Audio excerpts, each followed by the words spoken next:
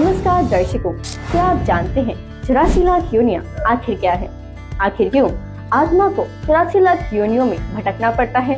आइए जानते हैं जन्म मरण की गहराई। सनातन धर्म के अनुसार हर आत्मा को जन्म मरण के चक्र में घूमना पड़ता है, जिससे आत्मा को कर्म के अनुसार जन्म लेना पड़ता है।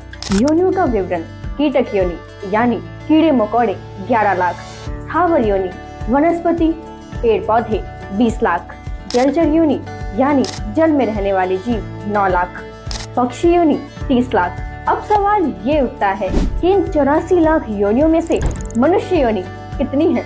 इन 84 लाख योनियों में से लगभग 4 लाख योनि ही मनुष्य जैसे चेतन जीवों की मानी गई है, क्योंकि मनुष्य जीवन बहुत ही दुर्लभ और महत्वपूर्ण है, क्योंकि यही एकमात्र अवस्था है जिससे मोक्ष संभव है। मानव जन्म एक अवसर है जो बार बार नहीं मिलता। कबीर साहिब जी ने अपनी वाणी में बताया है, कबीर मानव जन्म दुर्लभ है, ये मिले न बारंबार, जैसे तरोड़ से पत्ता टूट गिरे तो बहु न लगता डार।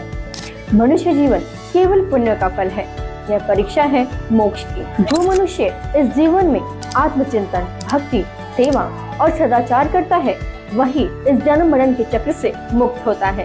अब दर्शकों, सवाल ये आता है कि मनुष्य जीवन तो हमें मिल गया, लेकिन अब हमें क्या करना चाहिए?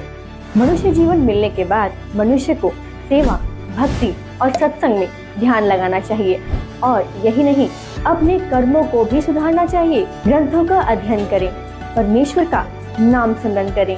84 लाख योनियों की यात्रा का अंत है केवल मोक्ष, और मोक्ष का द्वार है मानव जीवन। जी हाँ दर्शकों, अब सवाल ये है कि वो ईश्वर कौन है, हमें कैसे मिलेगा, और क्या मोक्ष के लिए केवल मनुष्य जीवन होना ही काफी है?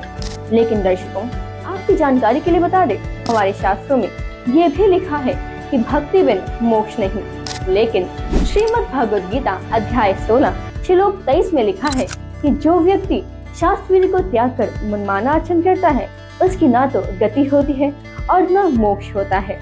अब हमारे समाज में इतने सारे धर्म गुरु हैं, हम ये निर्णय कैसे लें कि कौन गुरु तत्वदर्शी संत है?